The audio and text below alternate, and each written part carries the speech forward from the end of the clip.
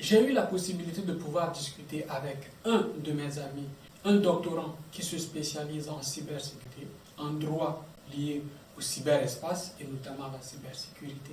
Et l'un des moments qu'il m'a révélé, c'était le fait qu'un certain nombre d'États trouvaient la Convention de Malabo assez contraignante. Alors je me suis posé la question de savoir, il y a beaucoup de conventions, beaucoup de traités qui sont contraignants, mais que beaucoup d'États africains se permettent quand même de signer. Si par exemple aujourd'hui les États-Unis décidaient unilatéralement d'imposer un certain nombre de traités à des États africains ou européens, eh bien ces États n'auront d'autre choix, quel que soit le degré de contrainte, de signer et de ratifier ces dix traités. Alors dans un contexte de mondialisation numérique où le cyberespace devient un enjeu majeur pour l'économie de toute l'humanité, il s'avère nécessaire, lorsqu'on n'a pas assez de moyens, de pouvoir s'unir ensemble pour être plus fort, certes petit, mais représentativement réunis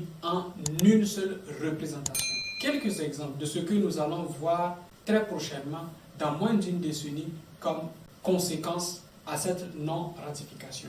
Aujourd'hui, Facebook est en train de siphonner des milliards de données sur tous les continents et principalement sur le continent africain. Sur le continent africain, nous avons des millions de personnes qui ne sont pas dans l'économie formelle, qui sont donc dans l'informel. Ces millions de personnes ne peuvent pas être encadrées par les États, qui sont encore très instables sur le continent. Ce qui se passe, c'est qu'aujourd'hui, Facebook permet à toutes ces entreprises informelles de pouvoir avoir une page publique, une place de marché où vendre et acheter. Bientôt, avec l'apparition de la crypto-monnaie de Facebook qui s'appelle Libra, Facebook va pouvoir avoir sa propre petite monnaie privée qui sera en concurrence avec les monnaies nationales. Dans cette configuration, nous allons hériter d'une Afrique déjà handicapée non seulement par le franc CFA et l'UEMOA, par exemple, du côté de l'Afrique de l'Ouest, mais également faisant face à plusieurs types de monnaies qui aujourd'hui apparaissent. Je parlerai d'une part de la crypto-monnaie, des différentes crypto-monnaies comme le Bitcoin, l'Ether, etc.